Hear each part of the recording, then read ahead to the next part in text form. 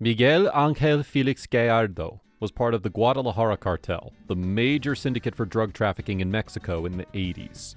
He was certainly not the prime mover of Guadalajara during its glory days, yet he is often perceived as El Jefe de Los Jefes, or El Padrino, or the Godfather. His efforts are what revolutionized drug trafficking and put it on a fast track to becoming a complete underworld enterprise, with some even often referring to him as the Bill Gates of drug trafficking. Today, let's dive into the story of the Mexican boss of bosses, the Godfather, Felix Gallardo. Born in 1946, Gallardo was part of an indigent family in the Mexican state of Sinaloa. Spending his childhood on a ranch in Bella Vista near Culiacan, he lived powerlessly and in a constant struggle for basic human resources. A drastic contrast to what his life would eventually be like. Although he later decided to become a police officer, he was initially a student of business in college. Quite the foreshadowing considering his business later in life. After working as a cop in an infamously corrupt department, he soon found himself protecting the state of government house full-time, where his performance allowed him to rise above the ranks once more. He was promoted to be the bodyguard of the family of the former governor of Sinaloa, Leopoldo Sanchez Chiles.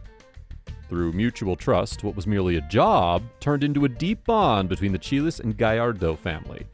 This led Gallardo and his wife to become the godparents of Sanchez's son, Rodolfo, after Sanchez had been brought as the guest of honor at Gallardo's wedding. This friendship proved to be fruitful for Gallardo, as he got acquainted and made connections with the political and underground class of Sinaloa. This particular skill set earned him employment under Pedro Aviles Perez, also known as the Mountain Lion, the head of the Sinaloa cartel. Aviles was the first-generation marijuana smuggler, and with his innovative mindset, brought the use of aircraft to smuggle weed across American borders. He wanted to move his marijuana production to Guadalajara, but handed the nitty-gritty details to Rafael Caro Quintero and Ernesto Fonseca Carrillo, his pupils, yet soon to be Gallardo's partners. With the trio's malicious unity, Aviles was killed during a shootout under Operation Condor in 1978. His death left the stage empty, allowing Quintero, Gallardo, and Carrillo to scoop up the golden opportunity and introduce the new generation of drug trafficking. The success of Gallardo and his partners can be easily recognized due to the fact that the routes they'd established for international narco traffic are used to this day. Using his cunning and diplomatic approach, Gallardo was capable of turning enemies into allies, eventually convincing the most notorious dealers to leave their egos at the door and becoming one with the cartel, the Guadalajara Cartel.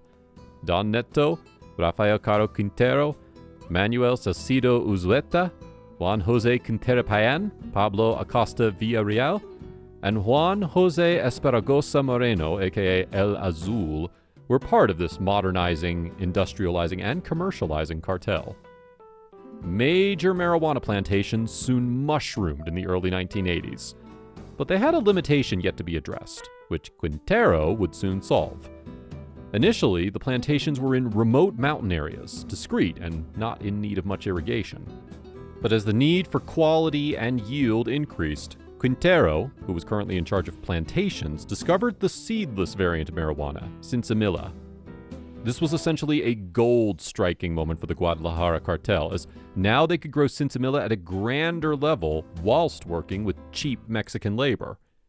Soon, with the help of modern agricultural techniques and the assistance of Don Nito, marijuana went from the common weed to a delicacy of the elites.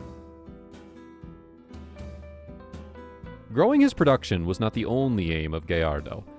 He extended his outreach to Colombia, and through Honduran drug dealer Juan Ramon Mata Ballesteros, he connected with the Colombian drug dealer Gonzalo Rodriguez Gacha. Gacha had found himself in a pickle after his Mexican contact was arrested, and now desperately needed a mover for his Colombian snow. Without failing to seize the opportunity, Guadalajara Cartel stepped up and got their first contract from a Median cartel drug lord. Gallardo got insight on working with small planes to transport drugs, and soon the cartel's operations expanded greatly, leading to massive profits.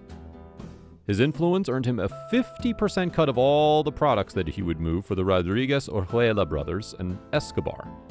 At this point, Gallardo was not simply operating a cartel that dealt with production, but primarily dealt with distribution.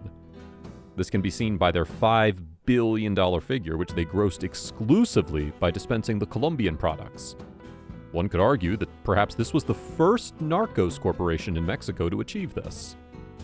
By the 1980s, Gallardo was one of the richest men alive. No surprises there. At this point, he and his partners had established a solid monopoly on Mexico's drug system.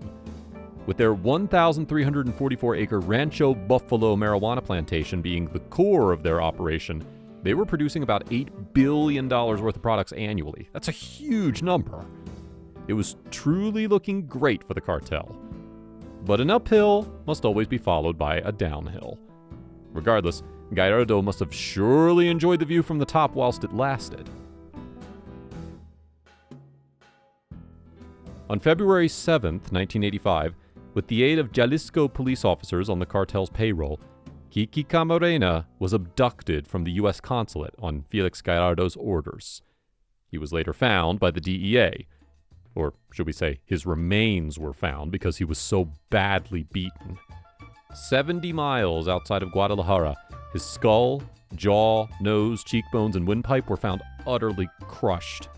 His ribs were shattered, and a hole was drilled into his head. It was later reported that he was supposedly tortured for 30 hours and administered with adrenaline and other drugs to keep him awake, forcing him to bear the throbbing pain throughout. They certainly didn't hold anything back, did they? Despite Gallardo's peaceful methodologies in the past, the one time he chose the path of violence came back to haunt him greatly.